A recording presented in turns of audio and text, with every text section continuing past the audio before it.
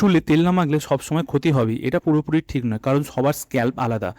অনেক ভারতীয় মানুষের ক্ষেত্রে, বিশেষ করে যারা ধুলো, গরম, হার্ড ওয়াটার পলিউশনের মধ্যে থাকে, নিয়মিত তারা যত্ন না নিলে কিছু সমস্যা হতে পারে। আজকে জানবো চুলে তেল না মাখলে কী কী সমস্যা হতে পারে। 1 নম্বর, চুল শুষ্ক হয়ে যায়। 2 নম্বর, চুল ভেঙে পড়ে। 3 নম্বর, মাথার স্ক্যাল্পে চুলকানি বাড়তে থাকে। এছাড়াও খুশকি বাড়তে থাকে, চুলের ডগা ফেটে যেতে পারে। বিশেষ করে তারপরে হচ্ছে ফ্রিজি হেয়ার, মানে বিশেষত বর্ষাকাল কিংবা শুষ্ক ওয়েদারে চুলের ডগা ফেটে যায় এবং চুল বেশি পরিমাণে পড়তে থাকে।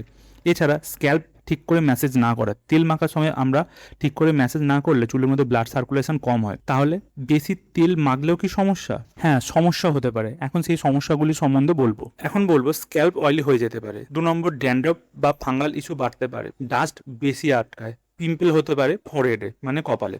তাহলে কি করা যায়? এর উপায় কি? সপ্তাহে 1 থেকে 2 বার তেল মাখুন, নারকেল তেল, বাদাম তেল অথবা আর্গান অয়েল। খুব বেশি ওভারনাইট না রেখে 1 থেকে 2 ঘন্টা পর ধুয়ে ফেলুন। হালকা শ্যাম্পু ব্যবহার করুন, ব্যালেন্স ডায়েট এবং খুব বেশি পরিমাণে জল খান। কখন ডাক্তার দেখাবেন? যদি খুব বেশি হেয়ার ফল হয়, স্ক্যাল্পে লাল ভাব বা ব্যথা হয়, সিভিয়ার ড্যান্ড্রফ হয়, প্যাচ আকারে চুল ঝরে পড়ে, তাহলে অবশ্যই একজন ডার্মাটোলজিস্টের পরামর্শ নেওয়া ভালো।